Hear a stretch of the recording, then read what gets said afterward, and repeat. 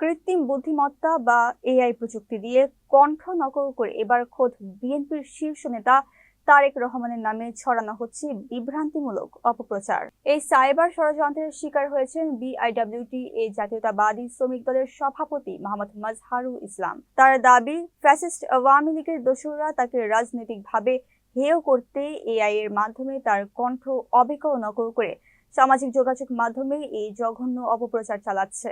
ঘটনার তীব্র নিন্দা ও প্রতিবাদ জানিয়ে তিনি বলেন, ষড়যন্ত্রকারীদের চিহ্নিত করে দৃষ্টান্তমূলক শাস্তির আওতায় আনতে ইতোমধ্যে থানায় সাধারণ ডায়েরি করা হয়েছে। সাইবার অপরাধীদের দ্রুত গ্রেফতারে প্রশাসনের কঠোর হস্তক্ষেপ কামনা করেছেন তিনি। কথা বলে তিনি বলেন, বিএনপির দুঃসময়ে আমি মাঠে সক্রিয় ছিলাম।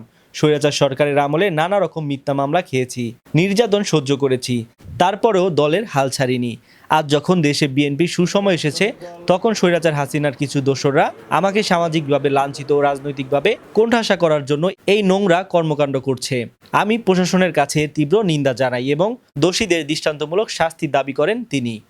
আমি মোহাম্মদ মাজহারুল ইসলাম, সভাপতি বিআইডব্লিউটিএ জাতীয়তাবাদী শ্রমিক দল। আমি 2015 সাল থেকে বিআইডব্লিউটিএ জাতীয়তাবাদী শ্রমিক দলের সাথে সম্পৃক্ত। আমার প্রথম কমিটি 2016 সাল থেকে আমি সভাপতির দায়িত্ব পালন করে আসছি। দ্বিতীয় কমিটি 2022 সালে, সেটা আমি সভাপতি পদে দায়িত্ব পালন করে আসছি।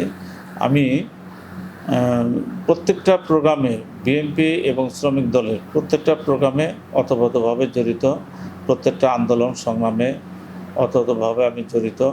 আমি এবং আমার ছেলে, আমার যারা সহকর্মী এখানে ছিল, তাদের নিয়ে দুঃসময়ে আমি প্রত্যেকটা মিছিল, মিটিংয়ে এবং প্রোগ্রামে অ্যাটেন্ড করি। সেটা ভিডিও চিত্র আছে, অনেক ফুটেজ আছে।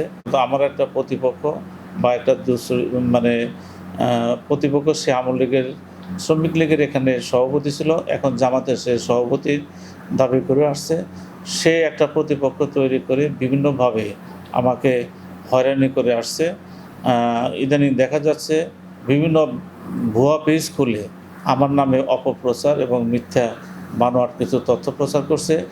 আজকে দেখতে পারলাম যে আমার নামে ফেসবুকে একটা মাননীয় প্রধানমন্ত্রীর নাম উল্লেখ সহ আমার একটা এআই প্রযুক্তির মাধ্যমে আমার নামে মিথ্যা অপপ্রচার করে আসছে। আর একটা ব্যাপার আমি স্পষ্ট বলতে চাই যে আমার সাথে যার কণ্ঠ দেখানো হয়েছে বা মিলানো হয়েছে, তার সাথে প্রায় 1.5 বছরের অধিককাল বাস্তবে এবং মোবাইলে তার সাথে এখন আমার সম্পৃক্ত নাই, যোগাযোগ না। এটা জিডি প্রক্রিয়া চলছে। আমি এটার সাথে যারা জড়িত, এদের আমি দৃষ্টান্তমূলক তদন্ত সাপেক্ষে দৃষ্টান্তমূলক শাস্তি দাবি করছি। এই সাইবার অপরাধ ও অপপ্রচারের বিরুদ্ধে আইনি পদক্ষেপ নিয়েছেন ভুক্তভোগী মাজহারুল ইসলাম। প্রযুক্তির এই অপব্যবহারের পেছনে কুশীলবদের মুখোশ উন্মোচন করতে ইতিমধ্যে থানায় একটি সাধারণ ডায়েরি করা হয়েছে। সংশ্লিষ্টরা মনে করছেন, রাজনৈতিক উদ্দেশ্য এই প্রযুক্তির এমন অপব্যবহার শুধু ব্যক্তিস্বার্থেই আঘাত হানছে না, বরং দেশের রাজনৈতিক স্থিতিশীলতাকে হুমকির মুখে ফেলছে। তাই দ্রুত তদন্তের মাধ্যমে এই চক্রটিকে আইনের আওতায় আনাই এখন বড় চ্যালেঞ্জ। আমজাদ হোসেন ফারাবী, জাগরণী টেলিভিশন, ঢাকা।